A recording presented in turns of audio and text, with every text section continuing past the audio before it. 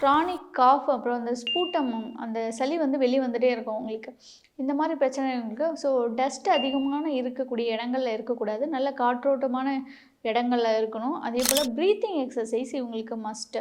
So breathing exercise அப்படிங்கும்போது நம்ம வந்து கபால்பதியும் பண்ணலாம், மூச்சு பயிற்சி பிராணாயாமமும் பண்ணலாம். ஸோ 2மே பண்ணிட்டு வரும்போது அவங்களுக்கு ஓரளவுக்கு ரிலாக்ஸ் ஆகும். இந்த கபம் எல்லாமே வெளிய கம்ப்ளீட்டா வெளியேறணும். லங் இன்ஃபெக்ஷன்ஸ்லாம் சரியாகணும்னா ப்ராப்பரான மெடிசின்ஸ் எடுத்துக்கணும். ஸோ கபம் வெளியேறதுக்கு அப்படிங்கும்போது வீட்டில் வந்து நம்ம எடுக்கக்கூடிய உணவுகள் அப்படின்னு பார்த்தீங்கன்னா, மிளகு, மஞ்சள் இதெல்லாம் ஆன்டி இன்ஃப்ளமேட்டரி ஃபுட்ஸு. ஸோ நமக்கு இன்ஃப்ளமேஷன் வராமல் தடுக்கும். அதேபோல் இன்ஃபெக்ஷன்ஸ் வந்து ஸ்ப்ரெட் ஆகாமல் இருக்கிறதுக்கு ரொம்ப யூஸ்ஃபுல்லாக இருக்கும்.